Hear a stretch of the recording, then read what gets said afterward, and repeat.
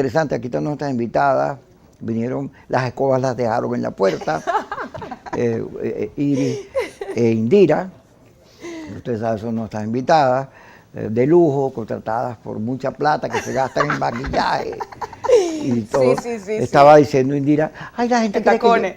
que yo, y tacones. Indira decía, ay, es que la gente no me cree que yo cocino. Le digo, sí, todo el mundo sabe que agarras pizcas de ajo, sulfuro, ancas de rana y haces esos brebajes con los cuales hechizas a las víctimas. Y Iris vino con una bufanda dispuesta a ahorcar al que se le atraviesa. Hay varios temas, bueno, hoy va a ser un programa divertido, además ellas pretenden volver a someterme y no dejarme hablar. Cosa que yo me encanta la idea de que me... ¿Te gusta que te sometan? Sí. Vamos. Es más, yo las veo y me las imagino con cuero negro y unos látigos y unas esposas. Vamos a comenzar con, ayer en la foto, la marcha muy grande del orgullo, muy grande, vi a Iris andaba con una pancarta, la vi muy suelta, sí, muy como en su casa, y interesante, uno que a estas alturas aquí mueva gente en Venezuela, la marcha era grande, y creo que fue Richelle, una de las organizadoras, porque leía Así es. A Luis Augusto felicitándola, pero muy buena marcha, nos meten un tema importante, fíjate que en todos los lugares del mundo los derechos de la diversidad sexual han sido reconocidos. Hay como 4 puntos, que el aborto, la diversidad sexual, la eutanasia, el reconocimiento de las minorías, etcétera, que son puntos clave, los estupefacientes, la legalización de la cannabis, que son como puntos que demuestran los grados de liberalidad de las sociedades. Ya antes eran un escándalo, ya no. En Estados Unidos, 32 estados de la Unión, yo lo venía diciendo, ya tienen aprobado lo de la marihuana. Igual Uruguay, México, eso. Pero en Venezuela ninguno de esos temas se toca. Nadie. Han ido no sé cuántas manifestaciones de la Asamblea Nacional, pero como si no fueran con ellos. Esto es una revolución que de progreso no tiene nada, puro para atrás. Puro para atrás. O sea, estos temas nunca se han discutido en la Asamblea Nacional durante estos años, cuando más o menos son temas comunes. En Chile, en todos lados, hay esas discusiones. Porque ese es el mínimo que se le pide a las izquierdas estas que han mutado y aparecido por todos lados. Comencemos por ahí. Iris, que estaba, vamos a comenzar con Iris, que estaba ya, yo la vi ahí feliz, contenta. No vale, yo creo que el ambiente que se vivió ayer fue un ambiente que tenía muchísimos años que no se vivía en Venezuela, además, porque las últimas protestas multitudinarias que tuviste en Venezuela terminaban en represión, en muertos, en detenidos, y pues la protesta del día de ayer, porque al final fue más que una simple marcha, fue una acción de protesta, terminó en un concierto. Hubo 3 cosas que me llamó poderosamente la atención de la marcha del orgullo del día de ayer. Lo primero, la cantidad de personas. Contabilizan aproximadamente unas 20.000, 22.000 personas. Es decir, la movilización fue muy grande. Yo que estuve ahí te puedo decir que yo no vi nunca el final de la marcha. Yo no vi nunca el final de la marcha. Yo veía, por allá vienen las luces de la ambulancia, que se supone que era lo último, y la gente caminaba, y yo no veía que las ambulancias llegaban. Yo decía, bueno, y esta marcha no tiene fin. Cuando veo las fotos, pues me doy cuenta de que fue una marcha de verdad con muchísima presencia de gente. Pero además, digamos, lo segundo que me llamó poderosamente la atención fue que yo antes me sentía como extraña, ¿no? Los muchachos de la comunidad siempre me echaban broma y me decían, bueno, tú eres nuestra heteroaliada, porque yo soy una de las pocas dirigentes heterosexuales que siempre acompaña la manifestación LGTBI. Ayer no solo me llamó la atención, sino que me agradó mucho ver a familias enteras acompañando a la manifestación del orgullo. Es decir, madres con su chamo, con sus esposos, abuelas. Tengo una foto maravillosa de una abuelita que yo vi caminando con su bandera y sus hijas. Es decir, ya empezamos a ver, había bastante presencia de organizaciones políticas, de dirigentes de organizaciones políticas, estaba la gente de Soluciones para Venezuela, de Voluntad Popular, estábamos nosotros de Cambiemos Movimiento Ciudadano, es decir, ya empezamos a ver esto como un tema de derecho, como un tema de discusión, como una agenda política que hay que abordar. Ya dejamos de ver esto como un tema exclusivamente de las personas de la sexodiversidad, sino que también incluye a los familiares, a los allegados, a las instituciones en donde trabajan, a los entes públicos. Y lo tercero que me gustó muchísimo es que la comunidad ha asumido por fin, con muchísima gallardía y valentía, el tema de la reivindicación de sus derechos. Es decir, que esto es una lucha que requiere que ellos mismos se paren enfrente al Estado y le digan, aquí estamos nosotros y estamos exigiendo esto. Le están dando más formalidad a esa estructura reivindicativa. Ya no es una simple marcha, es una marcha con protestas, una marcha con propuestas, es una marcha que siempre termina en un documento. En esto le exigimos al Estado, esto es lo que queremos del Estado. Y eso es muy importante, no solo para la comunidad LGTBI, sino para todas las poblaciones que pretenden hacer de esta su lucha. Mira, Iri, tú sabes que durante todas nuestras vidas, porque ustedes también, muchos de los que están aquí, porque aquí marchamos todos, yo he estado en 142.000 manifestaciones que entregan unos documentos en los entes públicos y ninguno de esos documentos ha servido para nada o ha sido leído o revisado por alguna discusión. Es como un acto porque ahí formal. está la labor de nosotros como políticos, de hacerles decir. Te juro que ni si los tú vas de como presupuesto, ni ninguno, no hay nada más inútil que entregar un documento. Ahí es pero es que ahí lo más importante, Kiko, es la articulación. Por eso te digo que lo relevante de que las organizaciones políticas y los dirigentes políticos estén asumiendo parte de esa agenda, estén acompañando esa agenda, es eso. Si tú vas a la Asamblea Nacional hoy, tú entregas un documento solicitando algo y nosotros que tenemos presencia dentro de la Asamblea Nacional no tenemos la voluntad política hubo una de manifestación de la diversidad sexual que no, y generó una reunión, generó una reunión. Okay. Mira, no tienes que hablar a Kiko, ¿no? el tema es con Kiko, no conmigo. Mira, no, pero es que esto es parte, pero está bien la discusión. ¿Por qué? Porque esto es parte del sistema político y la nueva ética política que tenemos que construir.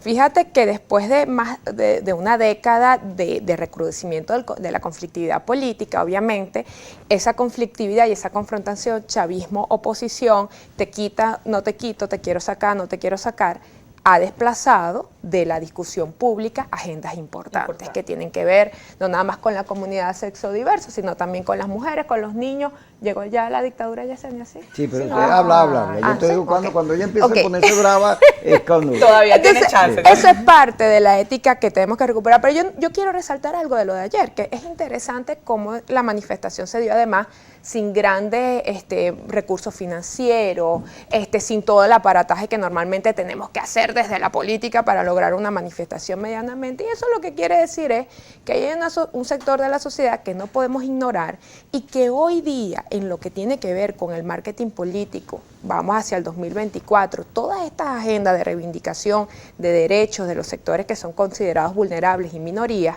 están presentes y tienen que estar presentes en la ruta de discusión en cualquier proyecto o propuesta electoral para el 2024. Mira, vamos al corte, pero hay un debate sobre las manifestaciones. A mí me encantan las manifestaciones. Yo digo, uff. Ayer no te vi. No, ayer no fui, porque todavía yo no he superado la claustrofobia del coronavirus. O sea, yo no voy a eventos públicos porque le cogí tanto terror y como ahorita hay otros brotes. Pero hay un debate sobre, fíjate. En Venezuela hubo muchísimas manifestaciones hermosas, como tú cuentas, con los coches, la familia, los perros, la gente, hasta que unos señores convirtieron esas manifestaciones en actos de violencia, de quemadera, tiradera de piedra, y alejaron a todo el mundo. Pero además fracasaron porque todas esas manifestaciones violentas suelen terminar, en vez de las consignas... Un sector de oposición. Pero además entonces no salimos de la ruta de aquellas marchas que terminaban en violencia para pasar a las marchas donde Juan Guaidó se juramenta presidente y donde Juan Guaidó todavía convocaba a personas. ¿Por qué? ¿Porque él era un gran líder? No, porque él estaba tratando de capitalizar en ese momento el descontento, el rechazo. Veníamos de una situación país súper compleja, de escasez, de cola, una crisis que entonces la gente empezó a conseguir en esas concentraciones que hacía Juan Guaidó. Además, despierta una esperanza de supuesto cambio, y hoy día cuando la gente ve que nada de eso llegó, más eso lo unen a los recuerdos de lo que sucedió en 2014, en 2017, la gente te dice, yo marchar, ¿y cómo para qué? ¿qué me va a traer eso de vuelta? Entonces, tenemos que, parte de esa responsabilidad, de esa decepción que tiene hoy la sociedad venezolana, se la debemos a un sector de la oposición y eso hay que recordarlo siempre. Vamos a meternos en otro tema. Ya reconocimos la belleza de la marcha del orgullo gay. Que haya muchas como esa. Que todo el mundo salga otra vez a marchar, porque los países que marchan permanecen unidos. En España viven marchando por los bares, son otro tipo de marchas, pero todas valen.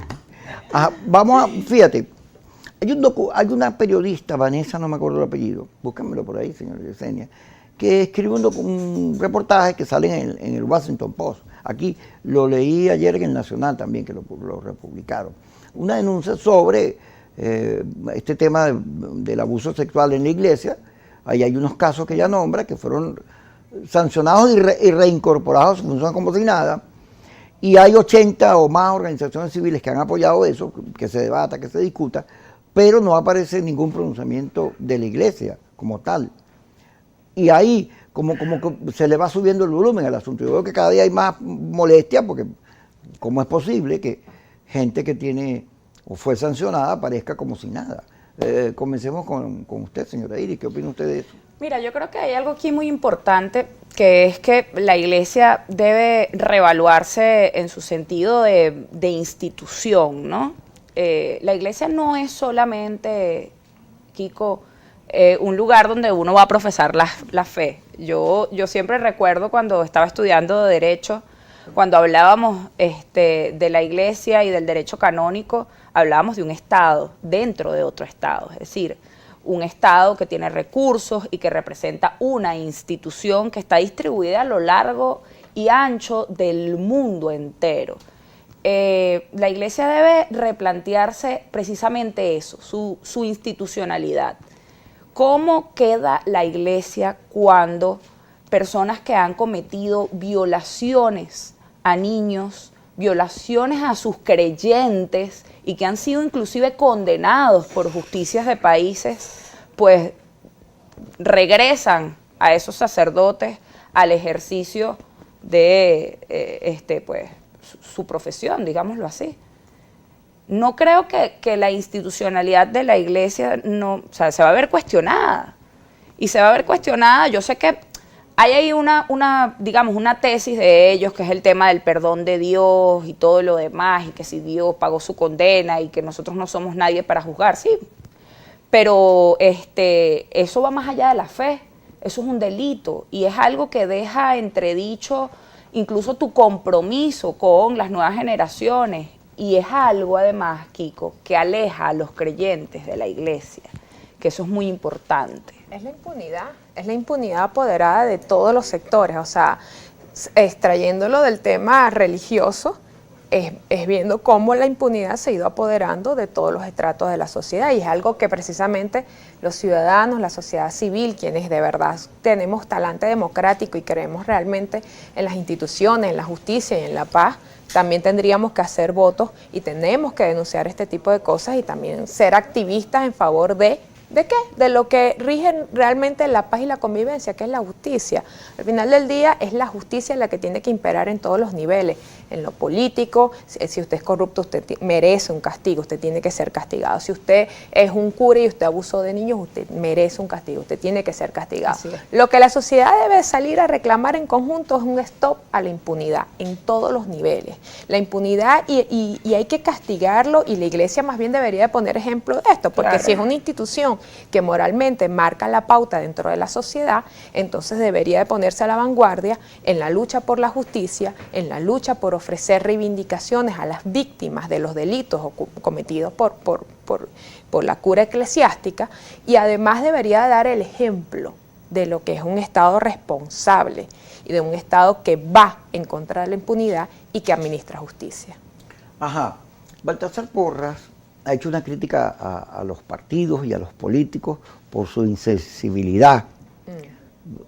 Todas las encuestas reflejan que no solo es Baltasar Porras, cuyo discurso yo comparto en su totalidad, a excepción de lo de las sanciones que declaró por allá en Miami, pero es un discurso de los más justos que hay en Venezuela, el de Baltasar Porras. La iglesia tiene varias fracciones. Correcto. Los amigos de la UCAP apoyaron el Frente Amplio. y han tenido una visión mucho más radical frente al proceso venezolano. Sin embargo, la conferencia episcopal, cada vez que ha fijado posición, lo ha hecho con un criterio de defender a la gente. Ahora, esto que dice Baltasar Porras debería ser también parte de un debate, correcto, así como el otro, no debemos ocultar nada. Hemos visto cómo recientemente el señor Story ha viajado mucho a Venezuela, el señor Story. Yo no sé si se va a mudar para acá, porque bueno, como ya ocurrió lo de Colombia. Ya debería. Dicen dice por allí que se va en enero, que viene, ¿cómo se llama el amigo? Ay, hay varios postulados ahí. ¿Tú tienes Yo un tengo candidato? uno, no, pero no te lo voy a decir en este programa, lo voy a decir en el próximo. Ok. Para dejar a la gente con El señor intriga. Story estuvo aquí. Hay un acuerdo, Tomás Ocía, en el informe que él presenta, dice que hay un acuerdo entre el gobierno de los Estados Unidos. El señor Biden, que es un señor que se duerme, se cae de las bicicletas, le tiene mucho temor a la discusión con los republicanos sobre el tema venezolano, porque a él que le digan comunista, como se lo dijo Trump, le asusta. Y entonces no solo en la cumbre no invitó a Venezuela, Cuba y a Nicaragua, sino que tú le haces comunista, ¡ay! Se aterra, ¿no? Entonces él inventó que a través de México, de las gestiones de México, por allí podrían liberarse las sanciones, podría entrar la agenda petrolera, o sea, la compra de barriles, Sociedad habla de 500.000 barriles, de un presupuesto para finales de año de 70.000 millones de dólares, comparado con los 20 que tenemos, es un rialero. Y habla que México, su función no es un diálogo nacional, sino es que los americanos se limpien la cara y el gobierno feliz y contento porque está consiguiendo sus objetivos en cuanto a la economía y al petróleo. Ahora, Story estuvo aquí, no solo gestionando, anunciando, vienen los vuelos, regresa la embajada, todo eso que se está diciendo, sino además vino a reunirse con Guaidó y le dijo a Guaidó, mira, no te vistas que no vas. Ya lo del interinato se acabó, salte de eso, esa no es nuestra política, métete en las primarias y ve a buscar votos, pues. Y uno se... 1 de julio tenemos que saludar al pueblo norteamericano, es el día de su independencia, porque además tú sabes que yo soy antiimperialista, pero ser antiimperialista no es lo mismo que ser anti-yanqui, esas son dos cosas diferentes y yo siento un cariño especial por el pueblo norteamericano y creo que hay que saludarlos hoy en el día de su independencia. Yo soy pro-americano, me encantaría vivir en Las Vegas y en Miami. Oh. Pero si Miami es como Latinoamérica, pero allá. Vete más para arribita, más para arribita. Pero en Miami tú puedes alquilar un Ferrari y con un sueldito. Y un Ferrari. Aquí en Venezuela lo tienes que ver desde la... No. Desde la Eso es un calle. tema complejo. Pero métase en el tema. Es un tema complejo, pero lo que sí es que, mira, hoy todo cómo ha venido cambiando la posición y las relaciones entre Estados Unidos y Venezuela, que además siempre tengo dos artículos donde yo reafirmaba de que al final esto tenía que terminar en una conversación entre la Casa Blanca y Miraflores, porque además aquí traspasamos unas líneas que ya no dependían de la oposición, como siempre lo he dicho, que es el tema sanciones. Pero además también lo hemos dicho en otras oportunidades, que la Mesa de México es simplemente el contexto, es la puesta en escena para bajar el costo político de la administración norteamericana con respecto a las flexibilizaciones que se puedan dar entre Estados Unidos y el gobierno de Nicolás Maduro. Porque al final del día, la comunidad internacional, nosotros, yo creo que hasta los niños chiquitos saben que la profundidad, la crisis estructural que tiene Venezuela a nivel económico, político y social no va a salir definitivamente de 3, 4, 5, 6 rondas de conversación que se den en México. Esto va a ser un proceso largo. México puede sentar las bases pero allí no se va a resolver nuestra crisis. Entonces, hoy día, México es mucho más necesario para la administración estadounidense, para la comunidad internacional, que puede decir, bueno, pero es que las flexibilizaciones que estamos dando en este momento provienen de ese acercamiento que se está dando entre oposición y gobierno en México, pero sabemos que más allá de eso, decirle a la gente que de allí va a salir la fórmula mágica para resolver todos los problemas de los venezolanos sería una mentira. Bueno, ya hay 3 reuniones aquí en la Embajada de Francia de la Mesa Social de México. Es que mira, lo primero que había que hacer era nacionalizar el diálogo. El diálogo no tenía por qué darse en México, en Chile, en Nicaragua, en Perú, en Estados Unidos. El diálogo se tenía que dar en Venezuela. Y eso era algo que veníamos diciendo varios dirigentes políticos desde hace muchísimo tiempo y nos decían, no, pero es que bueno, el que quisiera acompañar el diálogo, que lo acompañara en nuestras tierras. Porque hay una particularidad de los procesos de diálogo que han fracasado en los últimos años. Y es la metodología del todo o nada. La metodología de que teníamos que estar de acuerdo en estos 15, 20, 30 puntos, o si no, aquí no había acuerdo. Fue lo que mató el diálogo de República Dominicana y fue lo que mató el diálogo de México, Kiko. Porque nosotros estamos en una conflictividad distinta, atípica en Venezuela. Es un conflicto político del cual ha derivado un conflicto social, económico e internacional, que requería que la metodología fuese de acuerdos parciales y fue funcionando así, con acuerdos parciales que nosotros destrabamos esta problemática y que hemos ido normalizando un poco el país. Esa es la verdad y hay que decirlo. Hay que decirlo porque no podemos seguir cegándonos, no podemos seguir negándonos a la idea de que ese diálogo fracasó porque, bueno, Nicolás Maduro es malo. No, ese diálogo fracasó porque tenía una metodología que no era la adecuada. No, y ya México es innecesario, México solamente es necesario. Pero no es un problema de metodología. Yo creo que el tema ahí quedó al descubierto en tres declaraciones. La de Helio Eibra, cuando confiesa que en Noruega el señor Pompeo no estaba de acuerdo con las negociaciones y los americanos decidieron que no había acuerdo en Noruega, no los venezolanos, ellos, porque siempre ha sido ellos y el gobierno, porque hay una oposición que representa los intereses de los americanos y hay una oposición que representa los intereses del gobierno. Pero es que ya estamos atrapados. No, Kiko, lo que ocurre aquí es que nosotros juntamos dos procesos que no había que juntar. No era lo mismo el diálogo por la reinstitucionalización del país, el diálogo por solucionar nuestros problemas, el diálogo por sacar a los presos políticos, que un diálogo que obedece o que una negociación que obedece a unos intereses económicos entre Estados Unidos y el gobierno de Venezuela. Esa es la realidad. ¿Qué es lo que está ocurriendo ahorita? Porque hablamos de, bueno, se está arreglando, ay no, bueno, el diálogo de México va a dar resultados. El diálogo de México no va a dar ningún resultado para las personas que caminan de a pie y que están pidiendo que se solucione el tema del salario.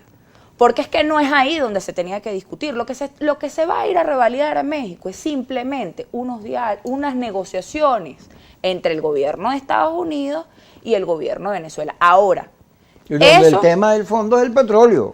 Claro, el petróleo. Eso resuelve los problemas o las excusas que colocaba la oposición de la plataforma unitaria para ir a México.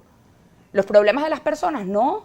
El diálogo social tiene que seguirse dando, Kiko, y se tiene que dar en Venezuela con los actores venezolanos, con las organizaciones no gubernamentales de Venezuela, con el gobierno venezolano y con el acompañamiento de la comunidad internacional, no con la injerencia. Yo estoy de acuerdo de que el país tiene que mantenerse un diálogo y que tienen que separarse las cosas. Una cuestión es el diálogo en México o si lo quieren cambiar después para Nueva York, para donde lo quieran hacer, donde la discusión principal es el tema del reacomodo en el poder, porque eso hay que decirlo.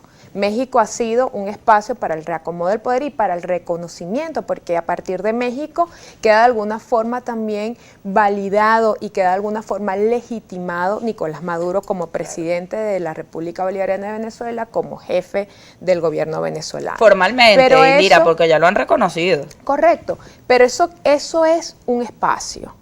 Y el otro espacio es la discusión y el diálogo que tiene que haber aquí permanente y diario para resolver los problemas de fondo de los venezolanos, que todavía son problemas estructurales y que no se van a resolver en un mes ni en 2 meses. Así es. Eso requiere de un profundo diálogo social. La construcción de la paz. Ahora, tú tocabas un tema importante. Bueno, James Story estuvo aquí en Venezuela y eso de alguna forma hay que verlo y evaluarlo desde el punto de vista de ¿está ganando la diplomacia? ¿Qué está sucediendo? Porque que se le permita al embajador de los Estados Unidos, el representante de los Estados Unidos para Venezuela, estar en el país y reunirse además con diferentes actores y actores de oposición, eso de alguna forma marca el fin de una era y el principio de una nueva.